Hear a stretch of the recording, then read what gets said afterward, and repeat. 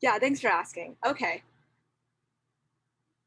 New York, okay. East Coast. I've never been to the East Coast. Maryland, Pakistan. Wow, that's far.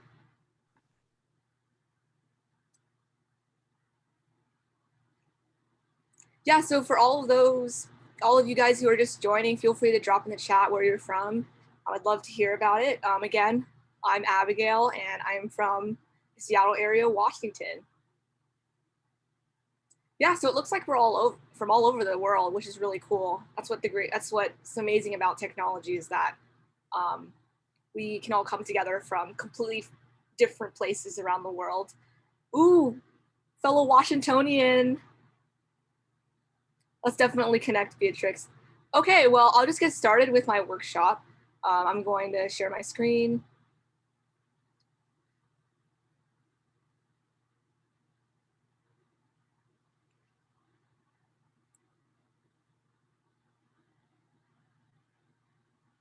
Again, thank you all so much for coming to my workshop titled Entrepreneurship and Mental Health. I'm super excited to be talking all about innovations within the mental health space, my personal journey in STEM, and what we can all do together collectively, as most of us are members of Generation Z, to make this world a more inclusive and welcoming space. So, a little bit about me. Hi, I'm Abigail. I'm from Seattle area, Washington, from a little town called Paulsbo. Most of you all know me as the founder and executive director of Magnify Wellness. And this summer, I'm interning at Bank of America as a software engineer. Outside of doing my internship and leading my 100 plus team at Magnify, is that I conduct AI research at my school. I am studying at Western Washington University in their honors college in computer science and entrepreneurship and innovation. I also write for this really cool Women in STEM magazine called Reinvention Magazine. And some things I like is that I really enjoy doing photography, traveling, and drinking Starbucks.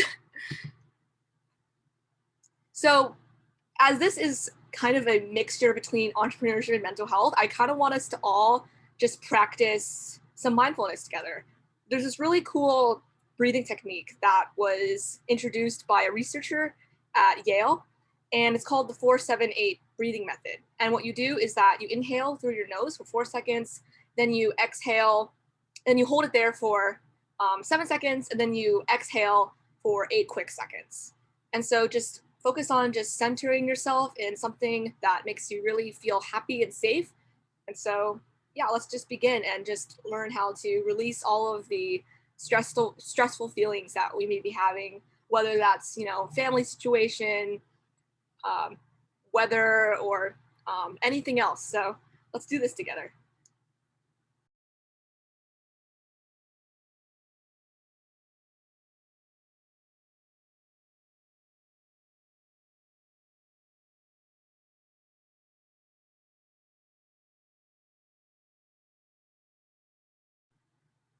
All right, that should be it. I hope that really helped because it definitely helped me for sure.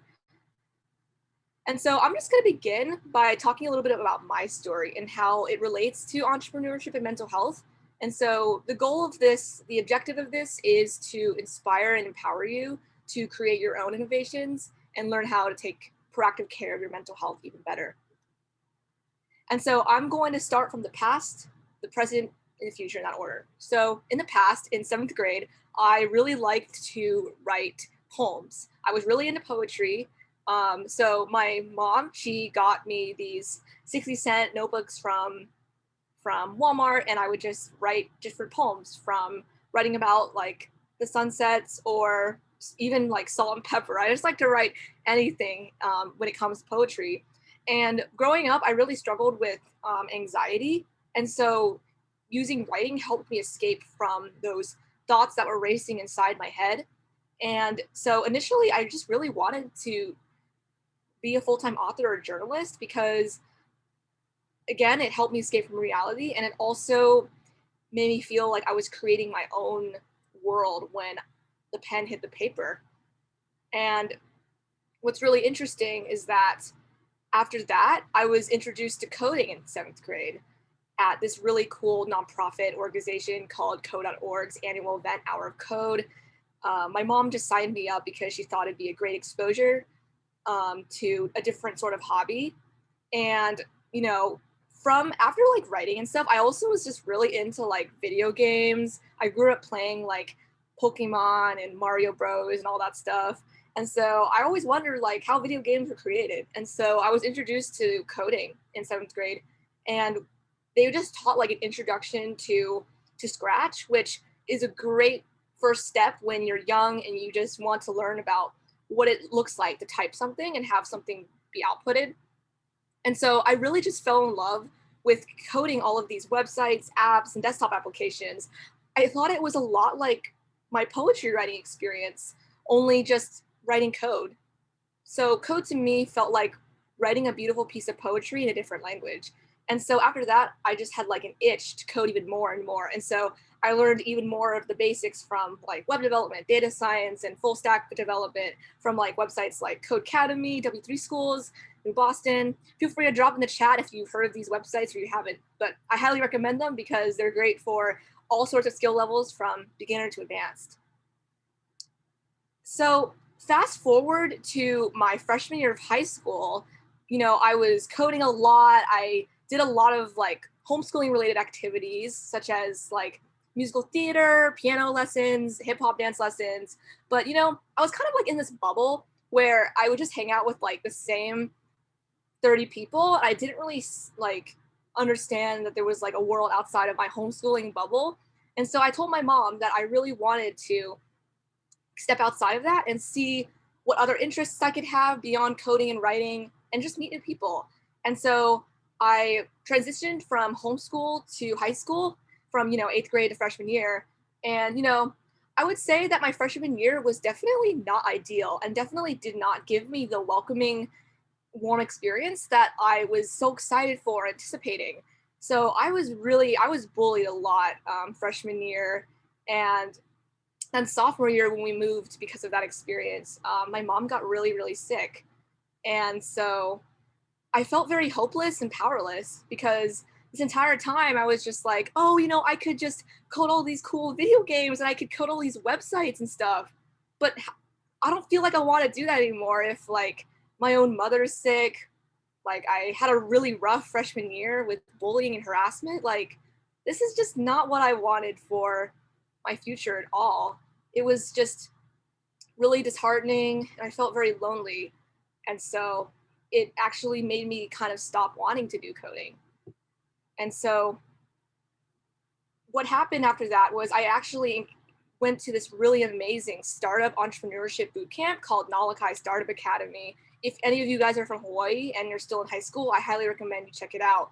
But I basically went to that 10-day boot camp. They gave me a free MacBook Pro. I got to interact with like top tech industry leaders from like Google and Microsoft and Facebook. And the warm community there was the community that I wish I had freshman year when I was just so invested and so excited about coding and where my future would take me. And then freshman year, that all like got shoved to a corner. And then sophomore year, I got to relive and ignite that passion again. And so that experience at Molokai Startup Academy reminded me that I actually am not alone and that there are people out there that really care and want the best for my future. And so this limiting belief I had that was pushed upon me freshman year was that like my importance is determined by other people. Like how great I am, how good my future is determined by how people like me or how people think of and perceive me. But the truth is that we are all very important because we were all created, we're all human. And so that alone makes us really important. And that is something that I had that belief of because of freshman year. But that got changed when I moved to Hawaii my sophomore year of high school and had friends that really believed me and had similar experiences with their mental health declining because of external circumstances. Another thing that I had a limiting belief of was that, you know, I'm not worthy of having like a genuine, trustworthy friendship. But truly, like that wasn't true because when I was surrounded by 20 other ambitious, brilliant Hawaii Island high school students, that really wanted to see me succeed, wanted to support each other and include everybody. That made me realize that, it's how people treat you is just a reflection of how they treat themselves. So usually, I would say like 100% of the time, like people who are mean to you or say rude things online is just because they're really sad and lonely and inside. So that should not determine what you should think of yourself. And that is something that I wish I knew freshman year when I was getting cyberbullied and all of that kind of stuff freshman year. And then that paradigm shift from that to having kind words and warmth at Malachi Startup Academy really changed my trajectory in my life. Also, another thing that I believed that actually isn't true is that just worrying prevents me from managing my anxiety. So just constantly worrying and feeling really unsure of the future. But in reality is that you can manage your anxiety by breathing like we did or relaxing and being present. And what this means is relaxing looks different for everyone. So I would encourage you all to just kind of think about what is relaxing to you and what being present means to you. And so this concludes like the story of who I was in the past. I was very shy, very introverted, insecure, and I wasn't really confident enough in my ability to succeed and make a positive difference. But, now I would say that I'm not really as shy, not really as insecure, but, I'm not going to say that like, oh, after that, Malachi was like this magic wand that like changed everything and now I'm like perfect. Because that's honestly not true at all. I still face a lot of imposter syndrome, doubt, fear, stress, but at least I know who I am inside. And so I really hope this story of my past really encouraged you to think twice about what people say about you and how that changes your perception of yourself and your self-worth, and also how it will make you, how it can help you manage your own stresses in your life. And so basically in summary of that, it's like, I really just reflected on like freshman and sophomore year after that and was like, how can I prevent others from feeling the same way I did 6 years ago? And how could like I take those experiences in the past and create a better future for everyone? And so the answer is yes to that question that I have on the slide, is that from our past experiences, we can turn our pain into power if we really tap into the gifts that we were given and realize that those limiting beliefs that we have hold us back from having the true potential of really making the world a better place. And so some mindsets that are really harmful, like those limiting beliefs I talked about, and those mental health struggles that I was talking about that I had in the past, is that really they all kind of stem from like a multitude of things. And one of the biggest things is a lack of like early intervention for mental health struggles. Throughout high school, my family couldn't, afford counseling or therapy, and I wasn't really sure what resources were available because, back 6 years freshman year, I actually didn't really know of what mental health even was or what it meant to take care of your mental well-being. So really, it really started with early on when your brain is like being developed a lot and you don't even like learn in early high school about the importance of taking care of your mental health. It really just kind of throws you for a loop. So when you actually encounter like a crisis, you don't really know what to do or how to deal with it, or like just what are your next steps to making yourself feel more mentally well. And I only was exposed to the dangers of not taking care of your mental health was when, sophomore year, when my mom got really, really sick. And when I went to Malachi Startup Academy, and my 3 other team members were all facing very similar struggles with their mental health. And so that's why we decided to use entrepreneurship to combat that. So it really, in summary, I really didn't know what mental health was until I actually experienced it myself. like the inaccessibility to resources around mental well-being. Like I just didn't even know until I actually experienced it myself with my friends back at Molokai in Hawaii. And so I'm just gonna talk about the present on what we can do like right now to help other people get access to mental health support, resources, and the education surrounding it. Is there are a lot of different things we can do. So first off, I mean, since the pandemic in March 2020, the mental health of the United States population has really decreased a lot. According to the CDC, almost 40% of the entire United States population has been experiencing some form of mental illness. And I just want to clarify that mental illness and mental health are two separate things. Like mental illness is like, a medical diagnosis that affects like, a lot of parts of your life. And mental health is just something that we all have regardless of your background. So, and also Zoom classes and being separated from your family and friends also perpetuated this decline of our mental well-being. And so, like, what could we do about this? Like, I noticed this in early 2020 and was like, this reminds me of the declining state of people's mental health, like, strongly reminded me of my past, where I also felt alone and didn't know of any resources. And so, some things you can do is that you could actually utilize artificial intelligence to help people improve their mental well-being and connect people from all different backgrounds to improve that. And so there's a lot of different like AI/machine learning that has been used for mental health innovation. There's a friend of mine who goes to Stanford.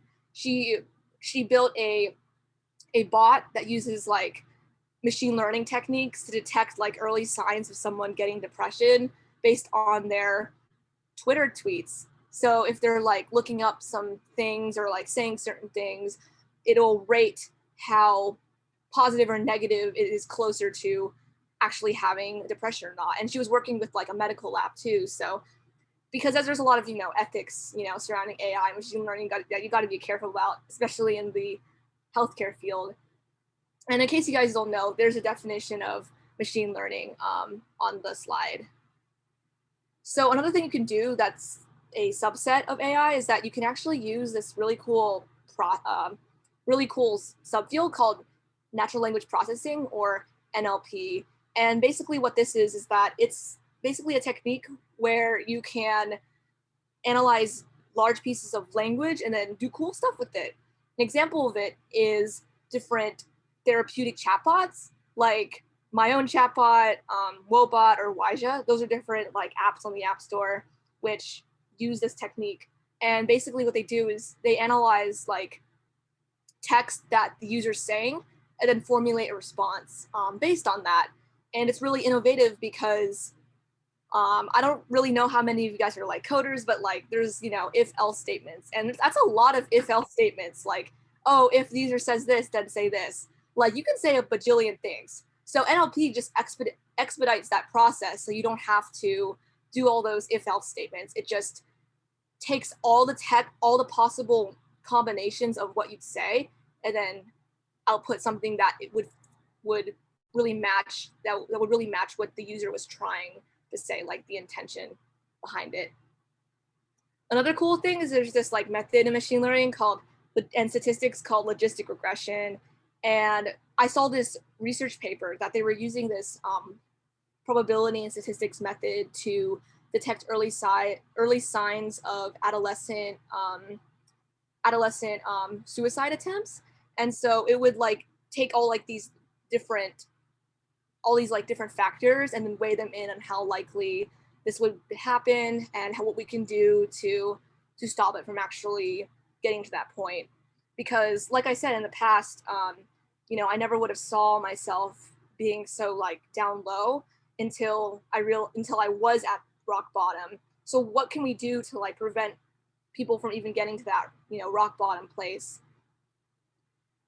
Another cool thing is that there's like wearable devices that can like detect early signs of mental illnesses, such as like, wearable devices like a watch or like a ring or something like that can detect like heartbeat and like different temperatures and even predict like emotions, like how happy, like you're frowning or smiling. Like, it's super interesting, and I encourage you all to like look at it after this workshop.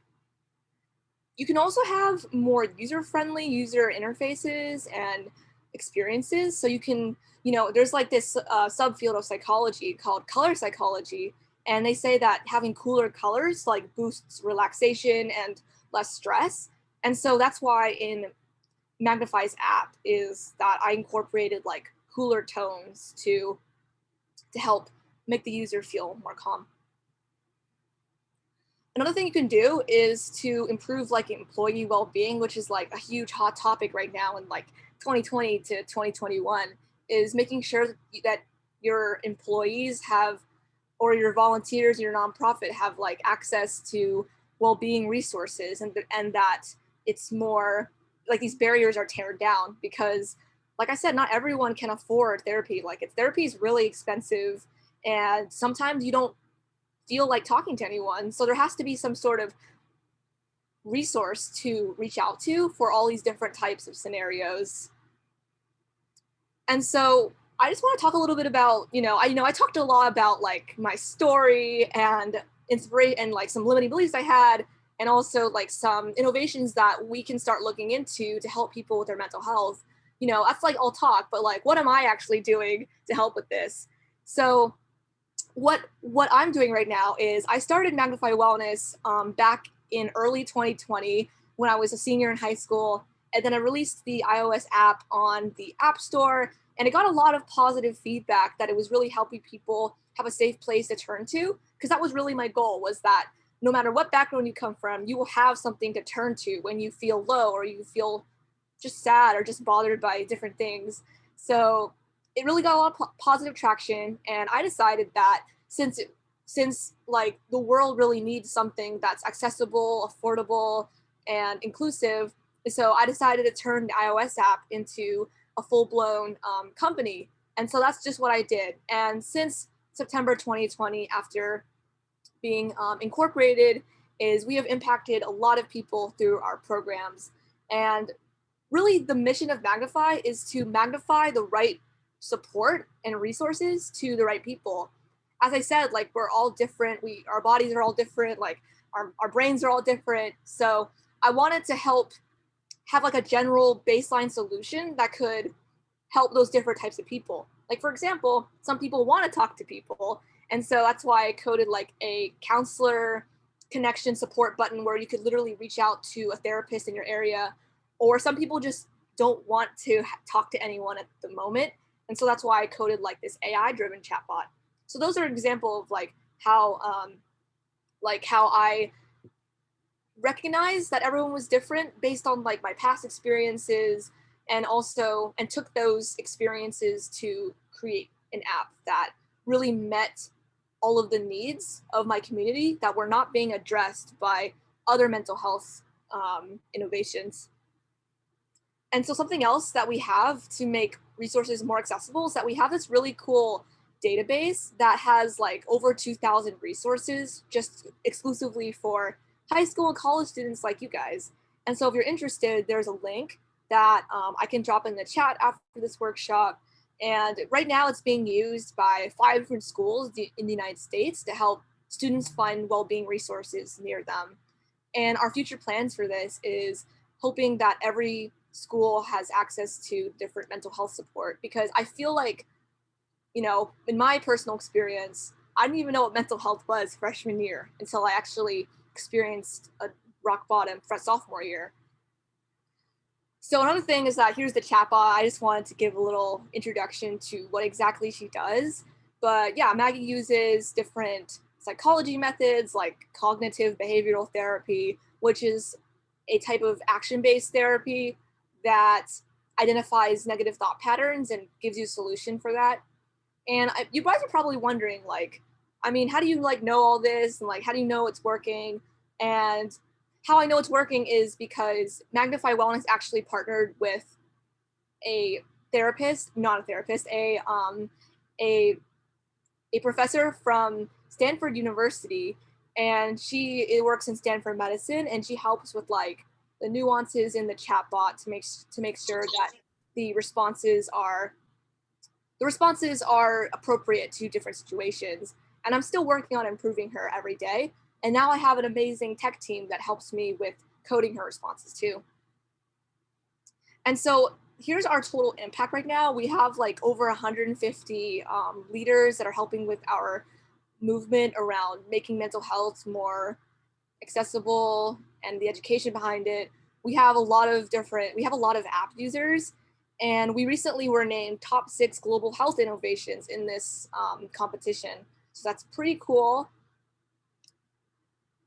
And so really the reason why that I'm so motivated and passionate to code Magnify Wellness is because I know exactly how it feels to have family members and myself be at rock bottom and not know where to go from there, not have like the cushion and the trampoline, I guess, to like bounce back from that, because there was no like education or resources or support for that back in freshman year. And I just don't want anyone else to like go through the same struggles as I did. And you know, in life, we all go through struggles. Like that's just common facts. But I don't want anyone to stay there. I don't want anyone to stay there in that place. And so I just want everyone to realize that there is support and that you have people that, you know, in your life that really care about you.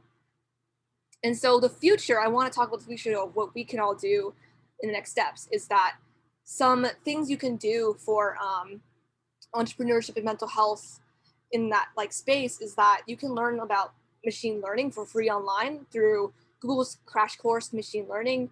It's completely free, and there's a lot of different modules you can complete.